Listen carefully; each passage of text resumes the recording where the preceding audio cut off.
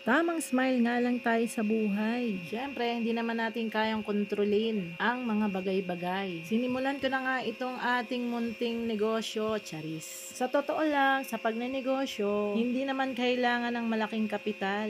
Basta baon mo lagi ang lakas ng loob at kaya mong diskartehan. Hindi nga lang ako isang housewife. Noon pa nga lang una ay mahilig na talaga akong mag-business. Hindi pa man nga ako nag-aasawa ay nakita ko sa lola ko kung paano siya nagninegosyo. Dahil iyon na nga ang aking kinalakihan. Ayoko talaga nang ako ay nasi zero or nawawala ng pera sa bulsa. At dahil alam nyo na, tayo ay alipin ng salapi.